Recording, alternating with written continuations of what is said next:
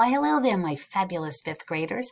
I wanted to take a minute to show you guys something that I really love. You've probably noticed our announcement pages, Miss K's and myself, and I wanted to show you guys how we create those using Google Slides. This would be a great way for you guys to let us know a little bit about yourselves and maybe make yourself your own personal classroom and decorate it. So the first thing you're going to do is you're going to open up Google Slide. You'll see it's got a little yellow paper looking thing with a white box around it. So you want to open that one up to a brand spanking new one, blank one. Now, let's clean up our little work area. So the first thing I do is here I'm going to have a list of all my slides. For this one, I'm only going to have one because I'm going to make a little room for me to hang out in. I've got my main slide. This is my work area. And then over here on the side, they give us some little help areas. I don't really want themes, so I'm just going to close it. It gives me a bigger work area. So the first thing we're going to do is clean up our slide. Now, I don't want a title or a subtitle. So what I do is I'm going to left click on my mouse and make this little box so that it just touches both of those boxes. And then I'm going to hit the delete button. Now I've got a beautiful white slide and I can now be creative. So first thing we need to do is add our walls and floor. So we're going to go up to slide, go to change background, and I'm going to choose an image. I go to a Google image search. It's all the way on the right-hand side. And I'm going to type in these words. I want walls and floor. Ooh, they even have background for a classroom. I'll try that. Wow, we have lots of options. All right, so I'm going to just scroll, see if any of them get my attention. Ooh, look at that snazzy one. It looks almost like my desk. All right, but I saw one up here. Yeah, I like this one with the plant. So I'm going to click on that. And then I'm going to hit the blue insert button. And then it automatically puts it right into my background. So now that I have my wall and floor, now I get to have fun and decide, what do I want in my room? Maybe I want a desk. Maybe I want a chair. Maybe I want a couch. This is where you guys can be creative. The first thing I'm going to want to do is let's get some furniture in here. So I go to the insert button. I go to where it says image, and I'm going to go to search the web. Okay. If you have something that's saved to your computer, then you can upload it, but I don't really have any. So I'm going to search the web. Now, this is an important word for you to have. It's transparent.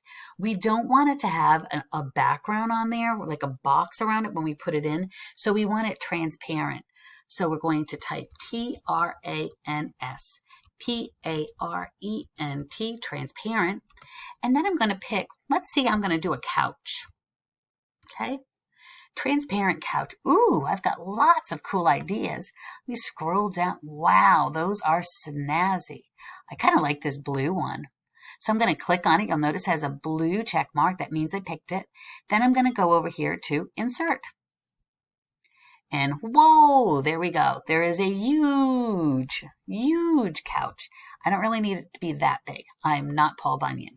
So the next thing you're going to do is see all these little markings. You want to make sure that you're only messing with the corner ones, because if I move the ones on the sides here, on the bottom and the top and the right and left sides, they kind of make it shaped weird. But if I do this, it shrinks both sides. So I'm going to make it so it's good size, something that looks like it would fit there. Well, that's pretty good. All right, so I've got a couch. My first thing in my room. Well, maybe I need a little table in front. So I'm going to go back to insert, go to image, search the web, and I'm going to keep that word transparent because I don't want to have to spell that again. And now I'm going to put coffee table. Ooh, I kind of like that first one. Let's see. It looks like it's a peanut shaped or something. Let's see. Nope. I like that one. I'm going to click on this first one. It's got my blue check mark and hit insert. Again, it's huge, so I'm going to take any one of my corners and shrink it. It's like having magical powers. Okay, and then just place it wherever it is that I want. I can also use the arrows. If I've got the blue box around it, it makes it a little bit easier to get it exactly where you want it. If you're not good with the mouse or your keypad. All well, that's great. Now what I want to do is I need a lamp. So I'm going to go back again to insert image. Search the web. And now I'm going to keep that word transparent, and I'm going to put floor lamp. Ooh, we've got lots of choices for lighting. Kind of like this one, but I don't know. I'm kind of going with this one with my realistic kind of room I'm working on. So I'm going to, again, choose the button and hit insert, and here it comes. Now, right now, it's kind of big again, so let me shrink it. I want this to kind of go behind my couch, but if you notice, it's in front of everything, but I just don't like it there. So what they have is when you click on your picture with the right click button, another menu comes up, and it's called order. When I go to order, all I'm going to do is I'm going to send it to the back, and look what it does. It magically brings it behind my couch area. Isn't that cool?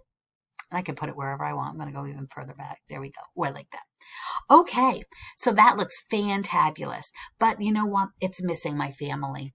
So the first thing I need to do is I'm going to insert an image. Now, I have a picture of my family on the computer. If you have, let's say you like, and let me show you how to do that. You probably won't be able to see this because I just realized my tab button is way up there. Let's try this. Here we go. If I hit my tab button and I go to Google, let's say I want a Harry Potter poster up.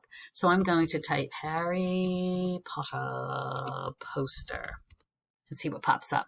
Ooh, I have lots of awesome images. Let's see. Ooh, I kind of like this one. So what I'm going to do is I'm going to right click with my keypad. I'm going to hit save image as, and I'm going to save it as Harry poster. Now it's saved. So I go back to my thing, my tile, my slide, I should say, and now I'm going to insert image from computer. And now I'm going to type Harry Potter poster, I think it is. There it is. And open. Ooh, there's my poster. Well, it's way too big, so I'm going to shrink it. In fact, I don't really like this bottom part. Like, I really like the top part. The bottom part's icky. So I'm going to show you how we can cut it. So I double click on here to where I get a black box. Do you see that on the corners? And all I'm going to do is I'm going to bring this up. Oh, that's better. And I'm going to hit the enter button. I just cut on a digital thing without scissors. I love digital worlds. All right, still though want to make it a little bit smaller because I think it's going to go over here next to my couch. Ooh, that looks so fantabulous. But it needs a picture frame because, you know, I want to be sophisticated and not just have a poster on the wall. So again, I'm going to go back to insert, search the web, transparent. I'm going to do a gold picture frame.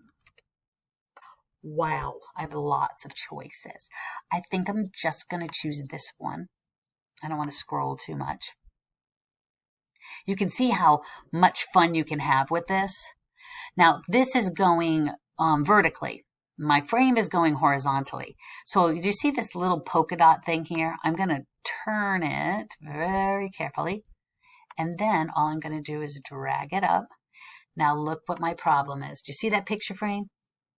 It's in front of my couch. That would be really weird for a picture frame. So I'm going to click on the picture frame again.